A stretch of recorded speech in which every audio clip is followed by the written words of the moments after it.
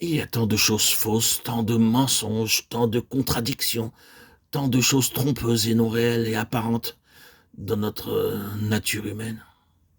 Il faut nous séparer de tout cela pour être un vrai adorateur et reconnaître que l'on ne peut pas jouer avec Dieu, on ne peut pas tromper Dieu, on ne peut pas être en communion avec Dieu tant que tout cela est encore en nous. Il nous faut être entièrement gouverné par la conscience de ce qu'est Dieu. Agir autrement, ce serait comme entrer en la présence d'une personne extrêmement sensible et dire ou faire en sa présence des choses qui seraient une agonie pour sa sensibilité.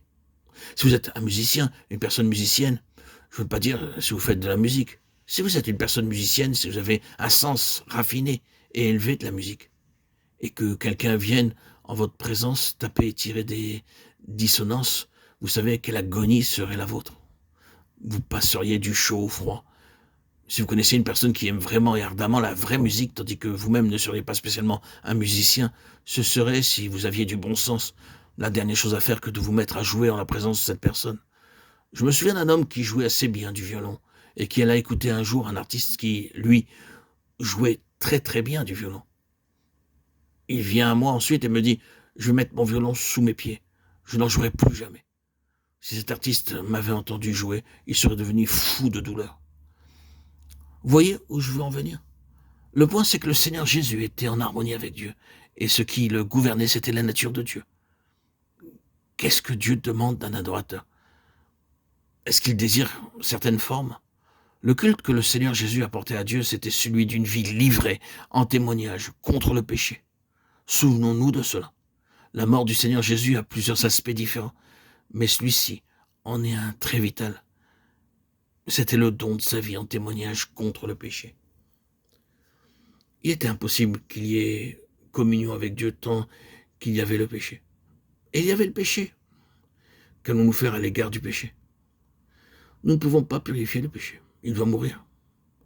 Or, puisque ce péché n'est pas une chose abstraite, mais que c'est l'homme qui est devenu péché, pour changer cette nature humaine de laquelle on ne peut ni arracher ni extirper quelque chose appelé péché, il nous faut une autre nature humaine dans laquelle il n'y a point de péché.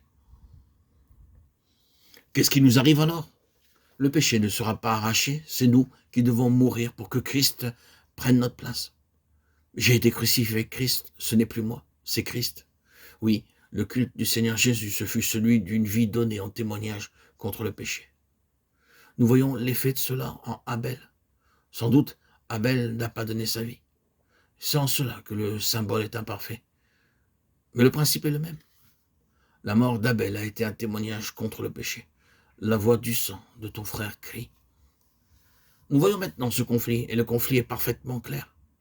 Il y a une ligne de mort avec un qui est pleine d'adoration, pleine de la conscience de Dieu, pleine de dons offerts à Dieu, pleine de choses splendides dans leur propre domaine. Et il y a la ligne de vie avec Abel. Cette dernière se manifeste par une offrande, non pas de choses, mais de son moi, et cela sur un autel. Il faut que la créature meure.